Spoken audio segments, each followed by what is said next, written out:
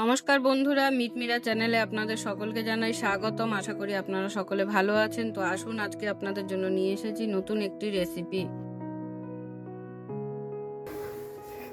তো সমস্ত পুজো তো শেষ হয়ে গেছে।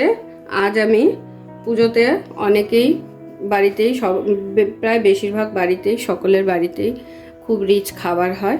তো আজকে আমি আপনাদের তৈরি করে দেখাবো সম্পূর্ণ একটা প্লেন রেসিপি, কোনো রকম রিচ না। তো এটা কিন্তু বহু পুরনো একটা রেসিপি, প্রায় বলতে পারেন পুরনো দিনের হারিয়ে যাওয়া রেসিপি। তো কাতলা মাছের একদম পাতলা ঝোল করে আমি দেখাবো। যারা পাতলা ঝোল খেতে ভালোবাসেন তাদের জন্য আজকের এই রেসিপিটা। তো চলুন আমি শুরু করছি। তো আজকে আমি এখানে 6 পিস কাতলা মাছের পেটি নিয়ে নিয়েছি। আপনারা চাইলে এই রেসিপিটা রুই মাছ দিয়েও তৈরি করে নিতে পারবেন। তো প্রথমেই মাছগুলোকে আমি নুন হলুদ মাখিয়ে নেব। তো দিয়ে দিচ্ছি নুন, হলুদ।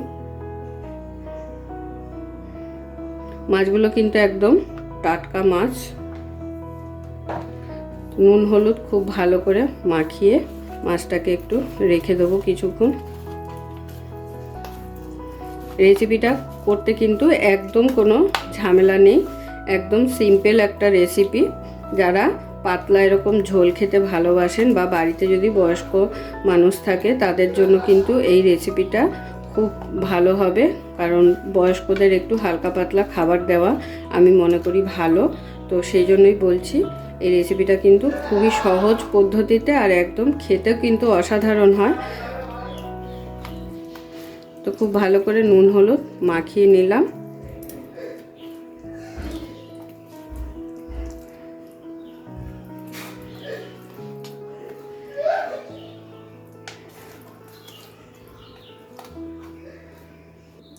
তো মাছে তো নুন হলুদ মাখিয়ে রেখে দিয়েছি। এবারে প্রথমে আপনাদের একটি মশলা রেডি করে দেখাবো।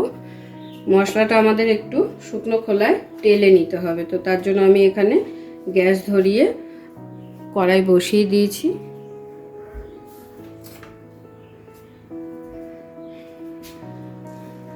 কড়াইটা হালকা গরম হয়ে গেছে, খুব বেশি কিন্তু গরম করব না, কারণ তাহলে মশলাগুলো জ্বলে যাবে। যেহেতু শুকনো খোলায় টালবো, তো হালকা গরম করেই কিন্তু টেলে নিতে হবে। তো প্রথমেই দিয়ে দিচ্ছি হাফ চামচের মতো গোটা জিরে,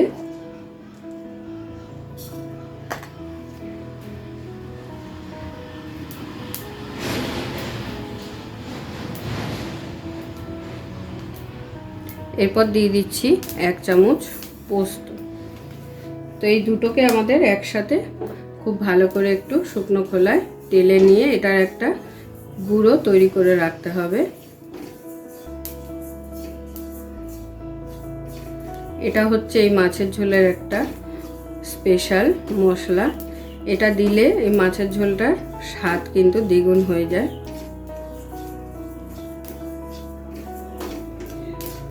পুরনো দিনের রেসিপিগুলো কিন্তু এখন দেখাই যায় না প্রায়। তো সেই কারণেই আপনাদের সাথে আজকে আমার এই রেসিপিটা শেয়ার করা। তো কিছুক্ষণ নাড়াচাড়া করে এটাকে ভেজে নিয়ে এটাকে একটা প্লেটে ঢেলে রাখবো।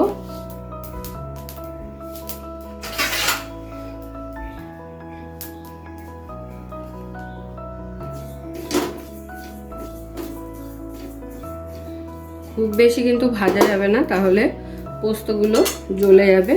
এবার একটা প্লেটে ঢেলে রাখছি। ঠান্ডা হলে এটার একটা পেস্ট তৈরি করে নেব।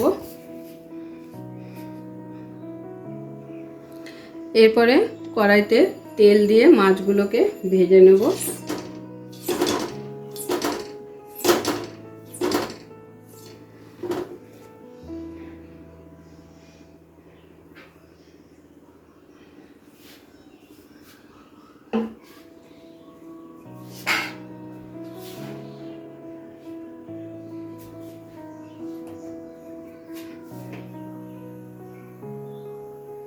তো দেখুন, তেলটা খুব ভালো করে গরম করে নিয়েছি।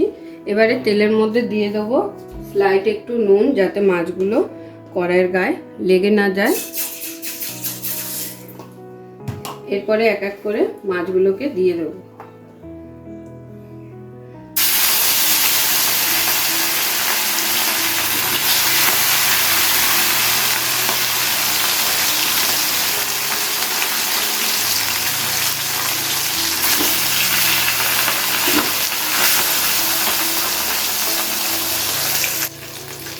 মাছগুলো কিন্তু খুব বেশি লাল করে ভাজার দরকার নেই, যেহেতু জ্যান্ত মাছ, একদম টাটকা মাছ। তো হালকা একটু এপিট ওপিট করে ভেজে নিয়েছি, এবার তুলে নিচ্ছি।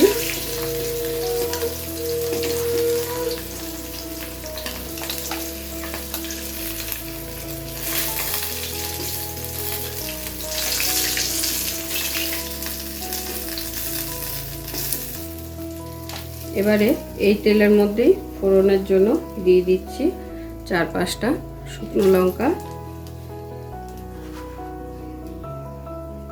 আর দিয়ে দিচ্ছি কালো জিরে।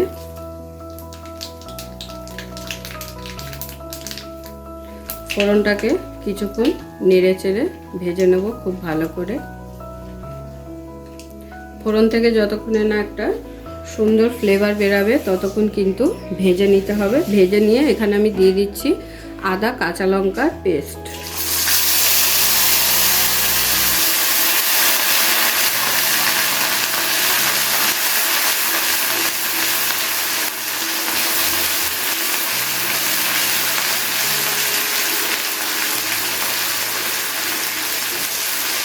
আদা কাঁচা লঙ্কাটাকে কিন্তু খুব ভালো করে তেলের সঙ্গে কিছুটা সময় নিয়ে ভেজে নিতে হবে, যাতে করে আদা কাঁচা লঙ্কার কাঁচা গন্ধটা চলে যায়। আর যখন দেখবেন আদা কাঁচা লঙ্কার কাঁচা গন্ধটা চলে গেছে, একটা সুন্দর গন্ধ বেরিয়েছে, তখন বুঝবেন যে আদা কাঁচা লঙ্কাটা খুব ভালো করে ভেজে নেওয়া হয়ে গেছে। আগেই বলেছি রান্নাটা খুবই সিম্পল, এখানে কিন্তু তেমন কিছু মশলা খুব একটা পড়ে না। তো আদা আর কাঁচা লঙ্কাটাকে খুব ভালো করে ভেজে নিয়েছি। ভেজে নেওয়ার পরে এখানে দিয়ে দিচ্ছি সামান্য পরিমাণ জল।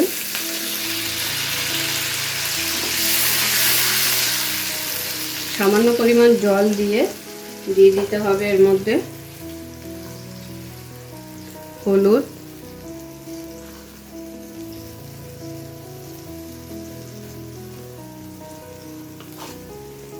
পরিমাণ মতো নুন, এগুলো দিয়ে আবারও একবার ভালো করে কষিয়ে নেব। রান্নাটা খুবই সিম্পল, কিন্তু পরপর এইভাবে স্টেপ বাই স্টেপ করতে হবে, না হলে কিন্তু স্বাদ হবে না।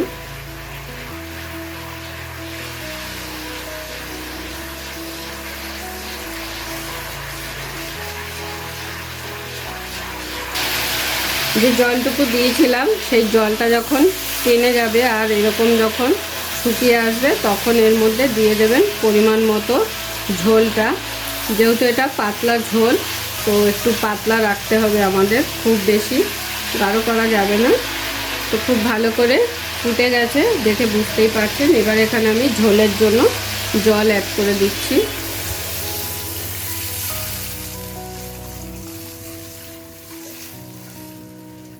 মাছের পরিমাণ বুঝে জলটা দিয়ে দেবেন।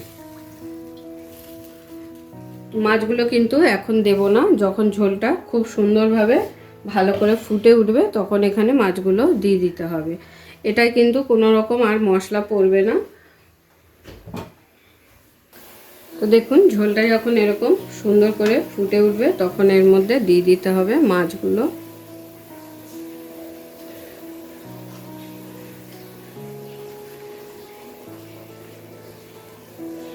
ঝোলটা যদি হালকা পাতলা খেতে চান, রং ছাড়া, এই ঝোলটায় খুব বেশি কালার হয় না, তাহলে কিন্তু এখানে কোনো রকম লাল লঙ্কার গুঁড়ো ব্যবহার করবেন না।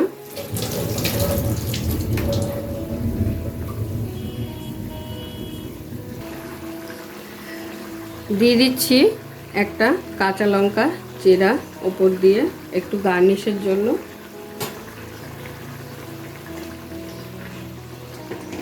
তো মাছগুলো যখন ঝোলের সাথে ভালো করে ফুটে এরকম নরম হয়ে যাবে, তখন দিয়ে দেবো সেই স্পেশাল মশলাটা, যেটা আমরা তেলে গুঁড়ো করে রেখেছি, পোস্ত আর গোটা জিরে। এটাই কিন্তু এই রান্নাটার আসল মশলা। এটা দিলে এত সুন্দর একটা ফ্লেভার বেরোয়। তো এবারে আমি এই মশলাটা এর মধ্যে দিয়ে দেবো।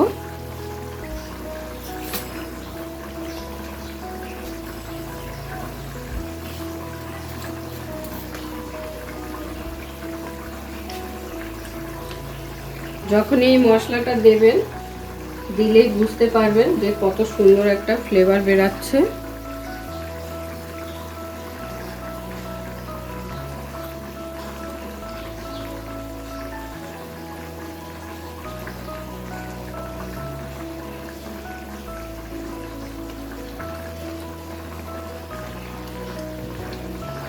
এবারে হালকা হাতে একটু নেড়ে চেড়ে দেব।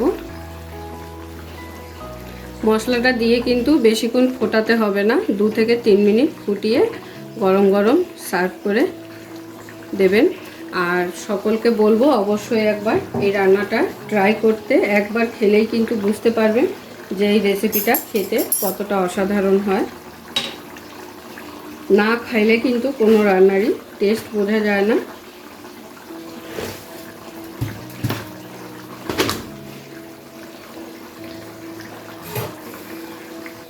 তো আমাদের ঝোল কিন্তু একদম রেডি হয়ে গেছে। 2 থেকে 3 মিনিট আমি ফুটিয়ে নিয়েছি। এবারে কিন্তু এটা আমি নামিয়ে নেব আর গরম গরম সার্ভ করে নেব। পুরো ভিডিওটা দেখার জন্য সকলকে অসংখ্য ধন্যবাদ। এরকম আরও নিত্য নতুন ভিডিও দেখার জন্য চ্যানেলটি অবশ্যই সাবস্ক্রাইব করে নেবেন আর পাশে থাকা বেল আইকনটি প্রেস করে নেবেন নতুন রেসিপির আপডেট পাওয়ার জন্য। তো সবাই ভালো থাকবেন, সুস্থ থাকবেন। আবারও দেখা হচ্ছে আপনাদের সাথে নতুন একটি রেসিপি নিয়ে।